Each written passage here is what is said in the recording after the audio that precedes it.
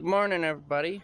Original plan this morning was to take off with that truck behind me because we got a load of corn that's got to go to the ethanol plant. Well, 4 loads, but that one's loaded.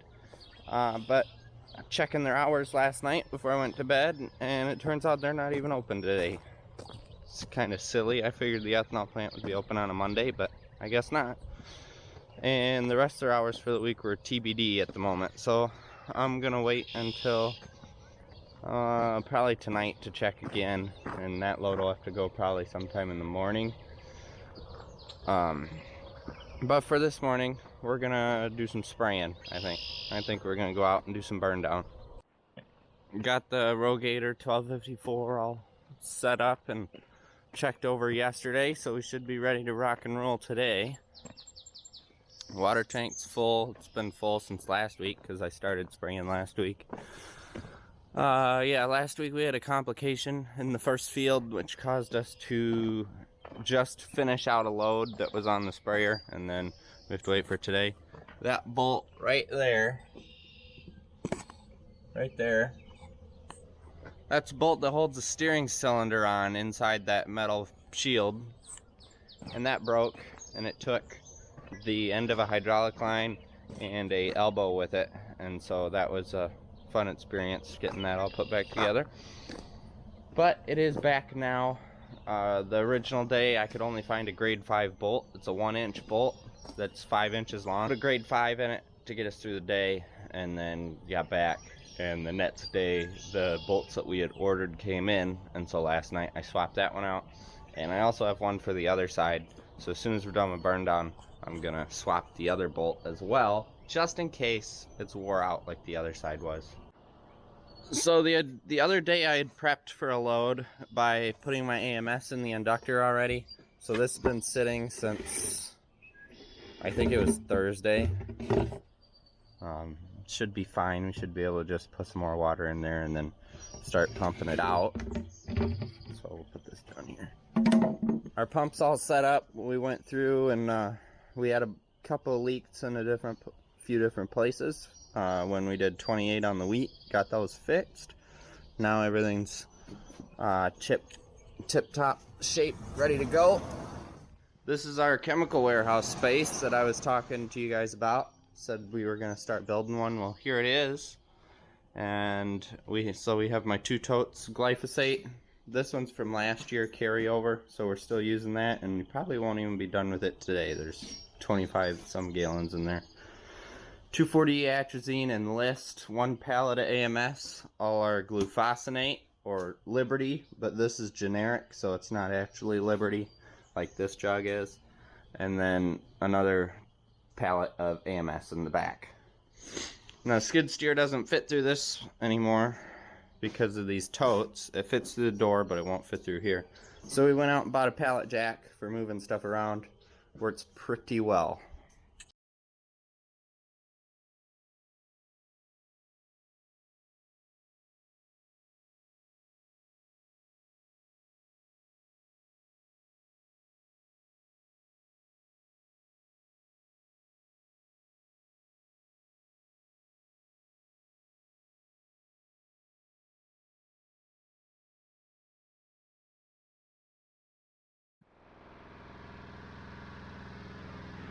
I started mixing a little earlier on this load than I did last one because I was mixing right up until the last gallons went in. And so this time I got done about halfway through. I don't know if you saw, I had to stop that pump for a second. My shuttle pump cord got unplugged, so I had to run all the way around and go get that plugged back in. So, looks like we're just about out of glyphosate. We may have to switch totes on the next one. We'll see. I need 11 gallons on the next one. So, either that, we'll probably get a block and put a block up behind it on the back. Get all that liquid to flow to the front. And then, sadly, we'll have to swap these 2 around and take that one out so that my shuttle pump can reach the inductor. We're all loaded. I'm going to get my water turned back on because I know I don't have enough. There's probably 400 gallons in that cone bottom, I'm guessing. We need 600 on the next one, so it'll probably be over full by the time we get back, but we'll be spraying again eventually. It's not a big deal. This spring I installed a Hudson valve in that cone bottom tank, the big one, so that I don't have to worry about being here and it overflowing. It's overflowed twice since I've put it in. Hopefully this time around it's gonna work. In the instructions it said it might not work the first couple times. Something about because the way those work is when the float comes up it fills the diaphragm with water, and I don't know if eventually it stops filling it or what, but yeah, that's just what I was told in the instructions, so hopefully it works this time. I got the 2,4-D sitting out for the next load. The AMS is in the cone. I put it in the cone so that it's got time to break down a little bit. Be a little more water soluble once it actually goes into the spray tank, but yeah. So that'll break down while we're gone. And then I've got 5 gallons in jugs of Roundup right here. And then we'll see if we can get the last 5 or 6 gallons out of that tote. So I started having this problem. Sprayer's running but nothing's on.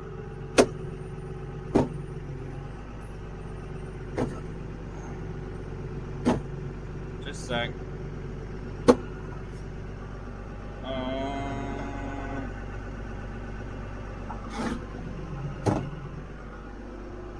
There. Just gotta hit the dash once or twice and it all comes on. I pulled it all out, checked the ground. Ground's good.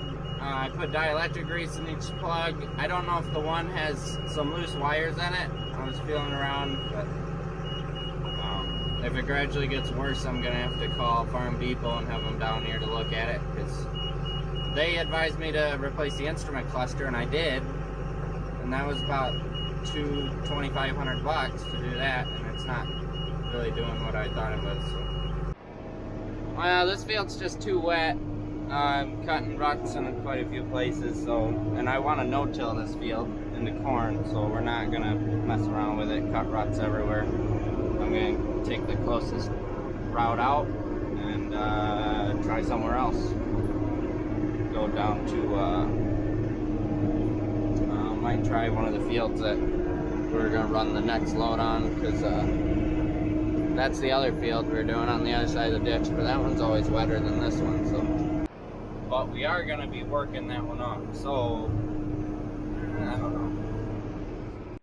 Well, I was gonna go try spraying this load out on somewhere else, but my dash problem started giving me bigger hiccups. I can't road travel because as soon as it cuts out, the sprayer goes into neutral. So if I want to keep moving and move consistently, I gotta stay in first gear, which is 10 miles an hour. So I gotta call the dealership, figure something out here, and then maybe I'll go back out and try it once I can get this thing working. But it's a power delivery problem to that instrument cluster. I don't know if it's a loose wire in the connector or if the wire is stripped somewhere and it's shorting out. I gotta figure it out. Well, all I did was I took it apart. It's 2 screws, one there, and the 2 wires that I talked to the service tech on had good, consistent juice. I was wiggling stuff, checking grounds. Everything seems good. And so I made sure everything was snug, put it all back together, and I don't know. I can't get it to do it in the barn. Every time I turn the key on, it fires right up.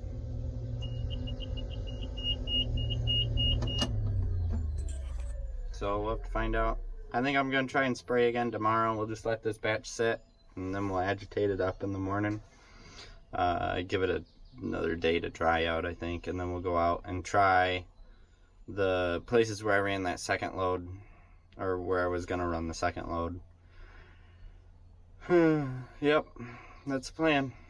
The manure spreader is currently on the 4960, and the plan was to fit some stuff up today so we can plant some beans tomorrow, but my faith that it's dry enough is very quickly dwindling, so I think we are going to get the planter out of the barn, out of the shop, and then unfold it in the driveway and do some test runs. Got some few little things we got to finish up, put some drag hoses on those totally tubulars, and then we'll probably unhook it in the barn We gotta pull the drill out and bring the drill in the shop yet, and the seed tender.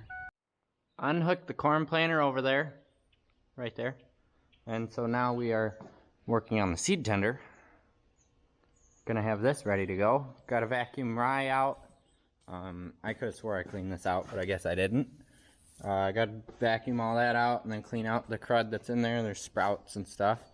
Probably throw those to my chickens, they'll probably like that. And then we go around the inside, look for daylight, or other words, look for little holes, and we take a roll of Gorilla Tape and tape up the holes. This got 2 new tires, or new to it tires last year. I don't remember which ones. I think it's that one, and might have been the other one kitty corner to it. We put new tires on the main frame of the disc. You guys probably remember that. I think I made a video on that. And so 2 of the old tires went to this because they weren't in bad shape. We had one that was weather checked, and so we just replaced them all while we were doing it.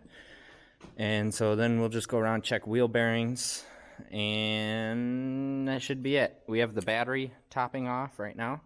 Should be almost done already. It's been plugged in an hour or 2. It's surprising how much these batteries hold. Running this winch, which that's the only thing it runs, is the winch that lifts the auger up and down at the moment. We only use like 10-15% of this battery in an entire season, and that's running all our beans. Last year it ran all the beans because I didn't have any bags. This year I bought too many bags again. Ran all the beans, all the wheat, and all the rye. We had like 5 or 6 big bags of wheat, and then also 5 or 6 big bags of rye as well. So it ran all of that through it, never had a single problem. Got a few things going on in the shop. Got the 8430 to the point to where we are ready to split it. We just got to pick up a few things so that we can make that easier. Dad's going to go out, do some custom no-till drilling. Got some hay fields put in for some people this afternoon. It's about 3 o'clock now. The wind's supposed to pick up around 5 to 6 o'clock, so I'm going to try and go out and spray again. You guys were with me when I tried spraying yesterday. It was just too wet, just cutting ruts. And honestly, the field that I was in and trying wasn't one that was notoriously known for being dry. So we are going to go out and try again. We're going to go down the road this way this time. I think I have my electrical problem sorted. It hasn't done it. I've hopped in randomly and just turned the key on, make sure everything boots up fine, and it has been. So we're going to try it. If it has problems, I'm going to have the dealer out because there's something wrong with the plug that feeds that electrical instrument panel in. But I basically just kind of took it apart. Both wires had good power, and I was wiggling stuff and couldn't get them to flicker at all. So that means the problem is most likely between the end of those wires and the instrument panel. Instrument panel is brand new, and so that leaves basically the plugs. But here she sits, so we'll back her out, let her agitate for probably, I don't know, 5-10 minutes, since it's been sitting for just about 36 hours, and then we will head out. Just did 15 acres here and 11 acres on this side. This is all planned to be no-tilled into corn, but we're gonna check this here close to the end of beans, and if the compaction's bad out here, which I don't think it is, because usually the end of this field's all wet, and my tires didn't even have moisture on them going over it. So I think we're gonna be okay to no-till out here. This was our soybeans into rye experiment fields. So the rye could have done more than we thought it did if it really helped with water infiltration. I'm gonna go back to that same 55 that I was cutting ruts in the other day, but the back half, there's a waterway that splits it. The back half is all sand, so I know I can get on that. So we're gonna go see if we can get close to empty out there. Well, that sprayed out well. I do have quite a few partial fields now that I'll have to go through and fill in when I'm able to get on them, wet areas and stuff like that. But now I'm switching gears, and we got some drone spraying that's got to be done towards the end of this week. So the trailer's here, and we got a platform fabbed up on top now, and so that we don't have to stand on a ladder in the back of the truck. So that's going to be where we stand. I don't think we're planning on landing anything up there, but it'll be a good platform for standing on for sure. So I gotta go in, Make sure the drone's all up to date, switch it from dry to liquid, and that sort of thing. So, yeah. Not stuff I'm going to show on camera, unfortunately, because it's all just going to be boring, and I just really want to get it done so I can go eat dinner and go relax for a while. I don't think Dad has went and seeded hay yet. I've been gone for 4 hours. Spraying took way longer than I thought it would, and I only had like 800 gallons in there. So when you have to go half mile down the road this way, spray 30 acres, go past the farm and go 2 miles that way, spray, and then go another mile down the road and spray, it kind of makes it take a while. Good morning, guys. It's been a couple days since I've been recording, but it's 6 a.m. right now. We're waiting for the coffee to brew, and then we will be headed out. We're gonna get some corn hauled today. Today is the only day this week the ethanol plant's open, and they're only open from 7:30 to 3:30. We're gonna get to do a little trucking in the dark, it looks like. How much rain did we get last night? A little more than a quarter inch.